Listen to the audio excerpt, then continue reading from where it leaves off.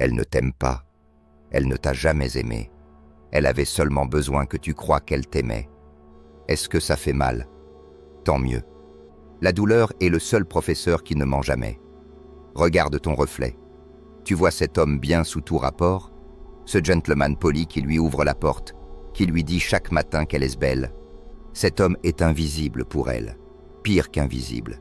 Il est prévisible. Et dans le langage secret du désir féminin, la prévisibilité est synonyme de mort. Chaque femme porte en elle un monstre inscrit dans son ADN. Un monstre qu'elle ne comprend pas elle-même.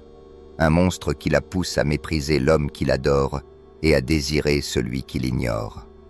Sais-tu pourquoi elles disent de vouloir un homme sensible, mais finissent dans les bras de celui qui les fait pleurer? Ce n'est pas du masochisme, c'est de la biologie pure. Pendant des millions d'années, les femmes qui survivaient étaient celles qui choisissaient le guerrier, pas le poète, le chasseur, pas le philosophe, celui qui pouvait tuer pour elles, pas celui qui mourait pour elles. Ce programme tourne encore chaque jour. Toi, tu penses que l'amour, c'est la communication, la compréhension, la tendresse. Elle prétend le croire aussi. Elle ment. Son corps, lui, ne ment pas quand il réagit à l'homme qui la défie, qui la confronte, qui n'a pas besoin d'elle. As-tu remarqué comment ses yeux brillent quand elle parle de son ex qui la traitait mal? Comment sa voix change quand elle mentionne ce patron arrogant que tout le monde déteste? Cette lueur n'est pas du traumatisme. C'est du désir à l'état pur. Le monstre que chaque femme désire n'est pas violent, ni abusif. C'est quelque chose de bien plus subtil et puissant. Il est imprévisible. C'est l'homme qui ne peut être apprivoisé, catalogué ou contrôlé. Et toi, tu es un livre ouvert. Elle sait exactement ce que tu feras, ce que tu diras, comment tu réagiras. Tu es sûr, tu es stable, tu es tout ce qu'elle dit vouloir. Et pour cette raison même, tu es tout ce que sa biologie rejette. Schopenhauer l'avait compris. L'amour est une ruse de l'espèce pour se perpétuer. Mais il n'est pas allé assez loin. L'amour n'est pas qu'une ruse, c'est une guerre. Et dans cette guerre, l'homme civilisé perd toujours. Sais-tu ce qu'une femme recherche vraiment quand elle dit vouloir une connexion émotionnelle? Elle veut ressentir, pas réfléchir. Et les émotions les plus puissantes ne naissent pas de la sécurité. Elles viennent de l'incertitude, du risque, d'un danger contrôlé. Le monstre qu'elle désire est celui qui la fait douter. M'aime-t-il? Ne m'aime-t-il pas? Va-t-il rappeler? Est-il avec une autre? Ce grand 8 émotionnel est plus addictif que n'importe quelle drogue. Et toi, avec ton amour inconditionnel et ta disponibilité absolue, tu es une cure de désintoxication forcée. Tu es la méthadone alors qu'elle veut de l'héroïne. Napoléon a conquis l'Europe mais n'a jamais conquis Joséphine. Pourquoi? Parce qu'il avait plus besoin d'elle qu'elle de lui. Il lui écrivait des lettres désespérées depuis le champ de bataille pendant qu'elle dormait avec d'autres à Paris. L'empereur du monde réduit à un mendiant émotionnel. Ça te rappelle quelque chose? Évidemment, parce que toi aussi tu as supplié. Tu as mendié quelques miettes d'attention pendant qu'elle offrait des festins à ceux qui ne demandaient même pas. Le monstre ne supplie pas. Il a faim, mais pas d'elle. Sa faim, c'est celle de la conquête, du but, du pouvoir. Et cette faim, que rien chez elle ne peut rassasier, est exactement ce qui la rend folle. Les femmes ne sont pas masochistes. Elles sont des stratèges évolutionnaires inconscientes. Leur biologie les programme à chercher l'homme dont l'attention a de la valeur parce qu'elle est rare. Si ton attention est gratuite, illimitée, inconditionnelle, alors elle ne vaut rien. C'est de l'économie appliquée au désir. Souviens-toi quand tu étais enfant et que tu voulais ce jouet qu'on ne t'autorisait pas à avoir. Tu le désirais de toutes tes forces. Et rappelle-toi ce qui s'est passé quand enfin tu l'as eu. 2 semaines plus tard, il traînait dans un coin. Tu es ce jouet, disponible, prévisible, oubliable. Le monstre est le jouet derrière la vitre, toujours visible, jamais totalement atteignable. Hobbes disait « L'homme est un loup pour l'homme ». Il se trompait. L'homme est un agneau pour la femme lorsqu'il oublie qu'il est né loup. Tu veux savoir pourquoi ta relation est morte? Ne regarde pas ce que tu as mal fait. Regarde ce que tu as cessé de bien faire. Tu as cessé d'être dangereux. Pas dangereux physiquement, mais dangereusement vivant. Tu as cessé d'être une force de la nature pour devenir un meuble de plus dans la maison. Confortable, utile, invisible. Le monstre qu'elle désire a 3 caractéristiques que tu as perdues ou jamais possédées. La première, un but plus grand qu'elle. Le monstre ne vit pas pour elle. Elle est un bonus agréable dans sa vie, pas son centre. Il a une mission, une obsession, une conquête à poursuivre. Et elle le sait, elle le ressent, et l'idée d'être la femme d'un tel homme l'excite, pas le projet de vie d'un homme vide. La deuxième, la capacité de dire non. Quand as-tu dit non pour la dernière fois à quelque chose d'important? Quand as-tu mis tes besoins avant les siens? Le monstre dit non naturellement, sans culpabilité, sans justification. Et chaque non est un aphrodisiaque involontaire. La troisième, le mystère émotionnel. Toi, tu vomis tes sentiments comme un adolescent à son premier amour. Le monstre, lui, garde des silences qu'elle meurt d'envie de remplir. Ce n'est pas de la froideur calculée, c'est une économie émotionnelle instinctive. Aristote parlait de puissance et d'acte. Tu es pur acte. Tout est dit, tout est consommé. Il ne reste rien à découvrir, aucun territoire à conquérir. Le monstre est pure puissance, une énergie contenue qui pourrait exploser à tout moment, mais choisit de ne pas le faire. Cette tension entre ce qu'il pourrait faire et ce qu'il choisit de faire est ce qui la tient sur le fil. As-tu déjà vu comment elle agit avec celui qui ne répond pas immédiatement à ses messages? Comment elle vérifie son téléphone sans cesse? Comment chaque message de lui vaut 100 des tiens? Ce n'est pas qu'il est meilleur que toi, c'est qu'il a compris, consciemment ou non, que le désir féminin fonctionne sur la tension, pas sur la satisfaction. Tu élimines toute tension, tu réponds en quelques secondes, tu es toujours disponible. Tu es une source inépuisable d'attention et d'affection. Et ensuite, tu t'étonnes qu'elle préfère mourir de soif plutôt que de se noyer dans ton océan. Nietzsche a crié « Dieu est mort ». Mais il a oublié d'ajouter « Et avec lui est mort le dernier homme que les femmes pouvaient respecter ». Le monstre moderne n'est pas ce mâle alpha de salle de sport qui confond muscle et masculinité. Ce n'est qu'un autre agneau déguisé. Le vrai monstre est plus subtil, plus létal. C'est l'homme qui peut détruire et choisit de construire, qui peut blesser et choisit de guérir. Mais elle sait qu'il pourrait détruire.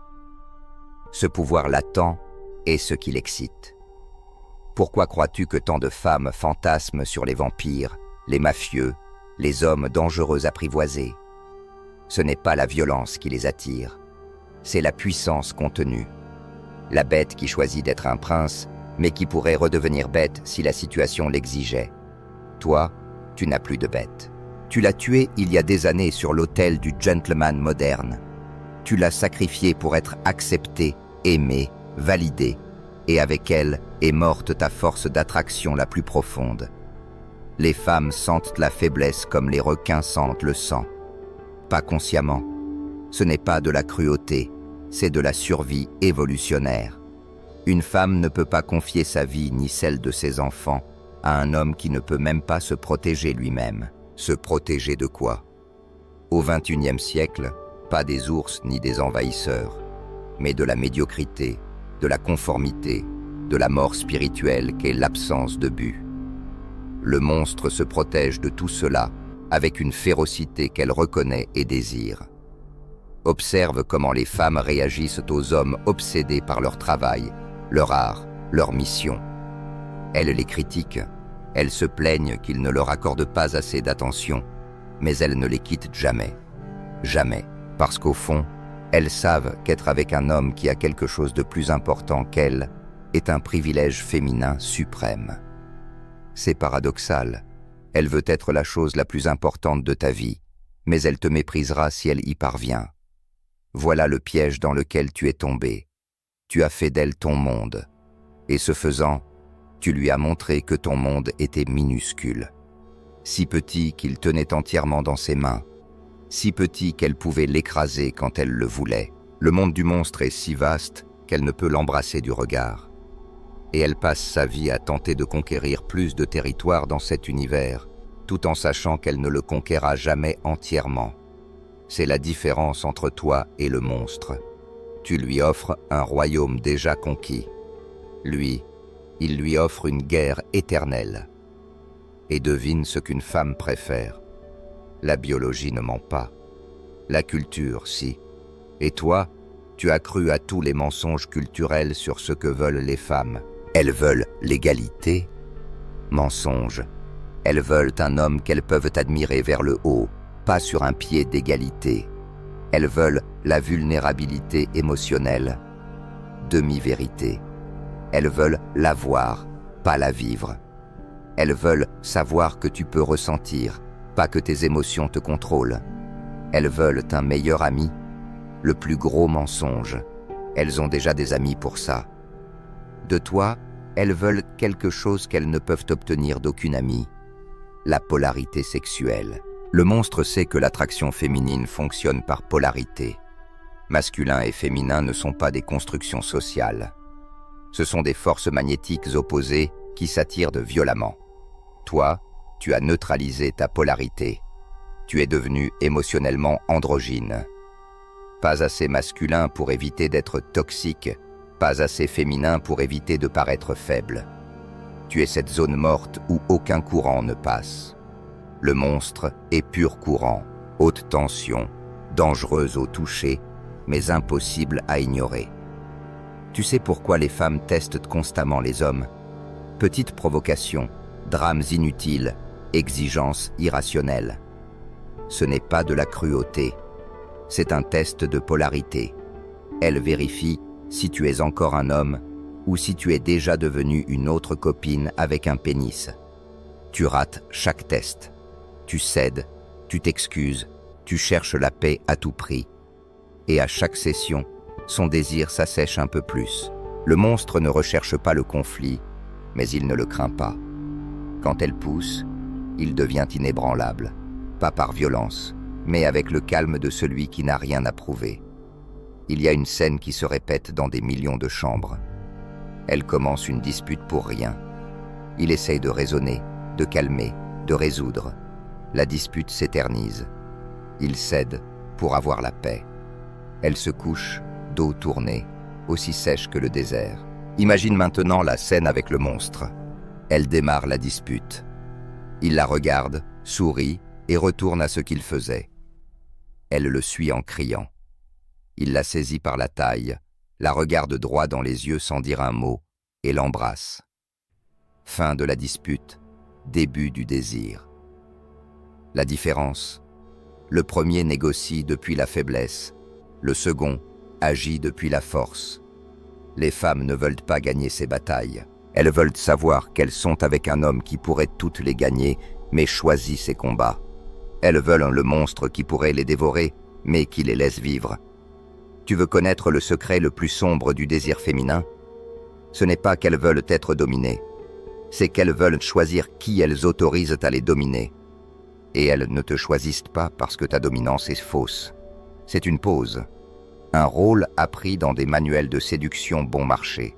Le monstre ne joue pas à être dominant, il est dominant sur lui-même.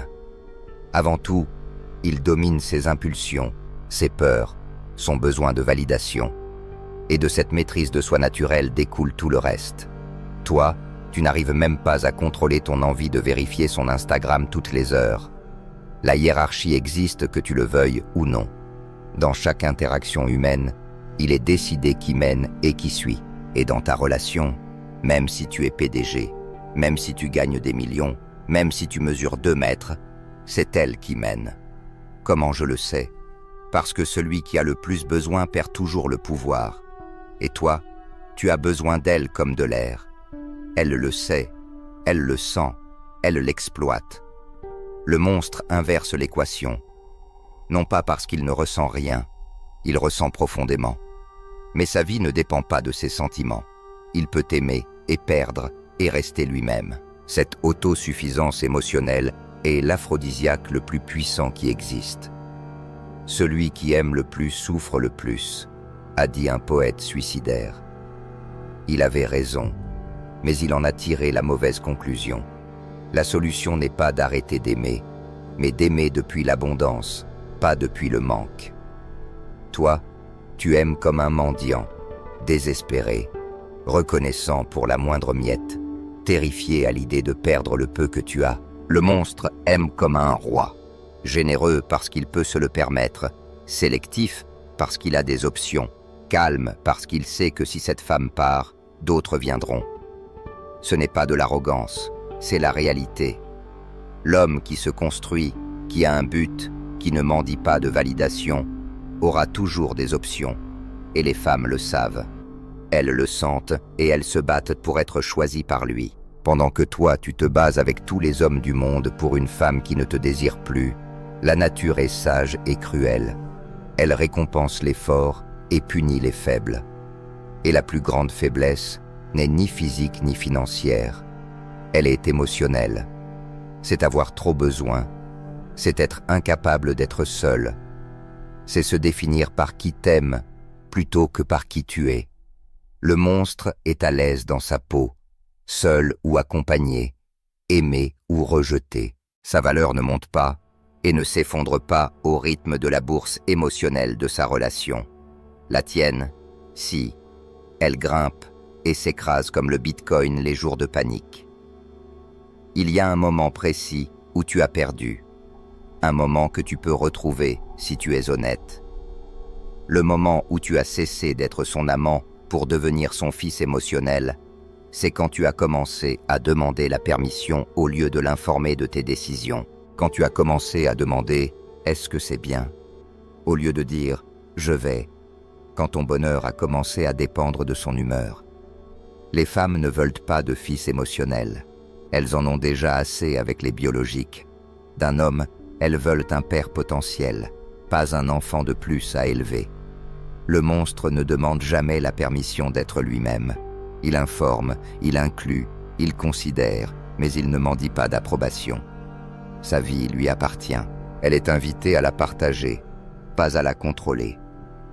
Sais-tu ce qui tue plus de relations que l'infidélité? La prévisibilité. Cet ennui existentiel de savoir exactement ce que tu vas dire, faire, penser. Tu es un film qu'elle a vu 1000 fois et qui n'était déjà pas très bon la première fois. Le monstre, lui, est une série pleine de rebondissements.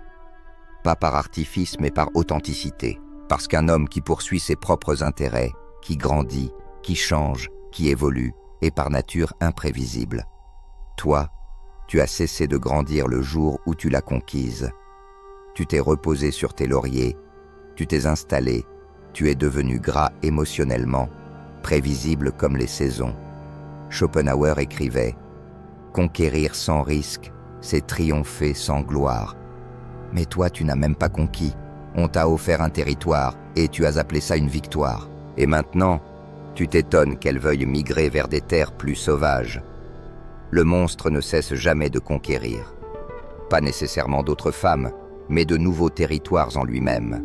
Nouvelles compétences, nouveaux défis, nouvelles versions de ce qu'il peut devenir. Cette énergie de conquête, c'est ce que les femmes trouvent irrésistible. Pas le résultat, mais le processus. L'énergie masculine dans sa forme la plus pure. Transformer, bâtir, détruire l'ancien pour créer du neuf. Tu as détruit cette énergie le jour où tu as dit « Je l'ai déjà, je peux me détendre ».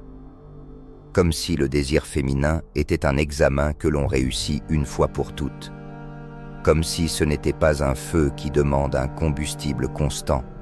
Et ton combustible s'est épuisé depuis longtemps.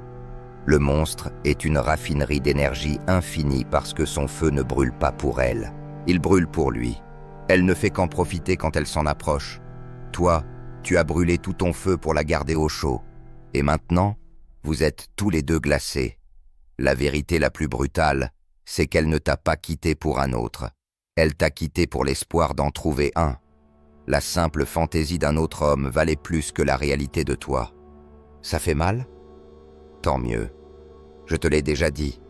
La douleur est le seul professeur honnête. Le monstre qu'elle recherche n'est pas sur Tinder, pas à la salle de sport, pas dans son bureau. C'est un archétype, une énergie, la promesse de quelque chose de plus grand que la médiocrité émotionnelle que tu incarnes. Tu sais ce que les femmes recherchent vraiment quand elles disent vouloir une étincelle. Elles veulent se sentir vivantes. Et toi, mon ami, tu es du formol. Tu conserves, tu ne vitalises pas. Tu maintiens, tu ne transformes pas. Le monstre est énergie vitale pure, chaotique, parfois destructrice, mais toujours vivante, toujours en mouvement, toujours en train de créer ou de détruire quelque chose. Napoléon n'a pas conquis l'Europe pour séduire des femmes, mais elles sont tombées amoureuses de lui parce qu'il conquérait l'Europe. Tu comprends la différence. L'ambition masculine tournée vers le monde est l'aphrodisiaque le plus puissant qui existe. L'ambition de conquérir une femme est l'énergie la plus répulsive. Le monstre a faim du monde, pas d'une femme. Et paradoxalement, ou logiquement, cela le rend irrésistible. Toi, tu as faim d'approbation, de validation, qu'elle te dise que tu es assez. Et tu ne le seras jamais, car la valeur ne se quémande pas, elle se conquiert. Et cette conquête se fait sur des champs de bataille qui n'ont rien à voir avec elle. Quand as-tu fait pour la dernière fois quelque chose qui te faisait peur, qui te poussait à te dépasser, qui te faisait grandir? Pas pour elle, pour toi.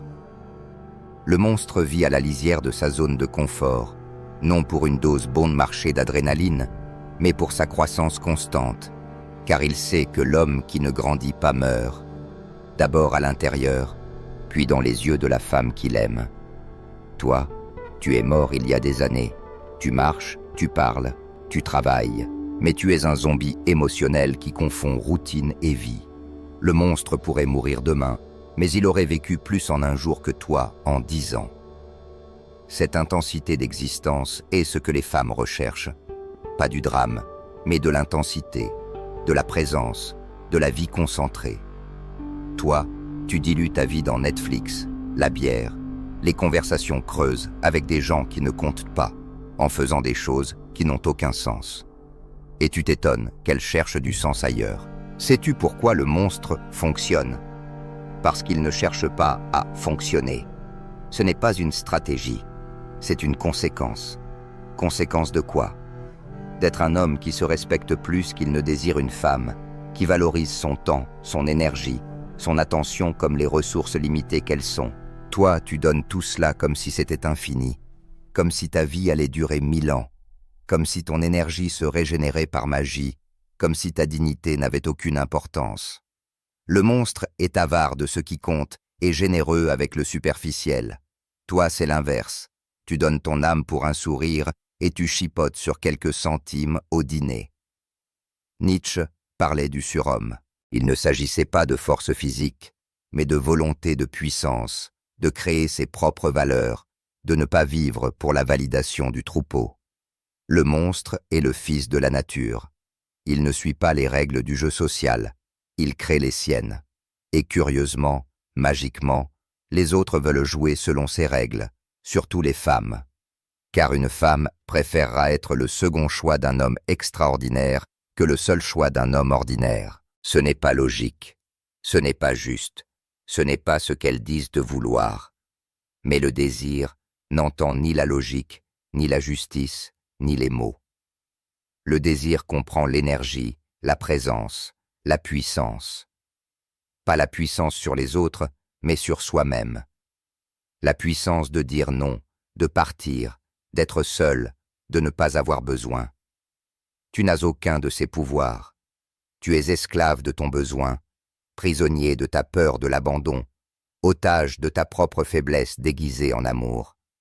Le monstre est libre, libre de l'aimer ou de la quitter, libre de l'inclure ou de l'exclure, libre d'être lui-même sans demander ni permission ni pardon. Cette liberté terrifie un homme émotionnellement castré comme toi. Mais c'est un narcotique pur pour une femme lassée des hommes qui rampent. Et l'ironie la plus cruelle, c'est que plus tu la poursuis, plus elle s'éloigne. Plus tu as besoin d'elle, moins elle te désire. Plus tu l'aimes avec ton amour affamé et désespéré, plus elle te méprise. Le monstre ne poursuit pas, il attire. Il n'a pas besoin, il apprécie. Il n'aime pas désespérément, il aime dangereusement, avec le calme de celui qui sait pouvoir survivre à toute perte. Et ce calme, cette certitude, cette autosuffisance émotionnelle la rendent folle, car elle lui rappelle qu'elle non plus n'est pas indispensable, qu'elle aussi est mortelle, qu'elle aussi peut être remplacée. Et rien n'excite plus une femme qu'un homme capable de vivre sans elle.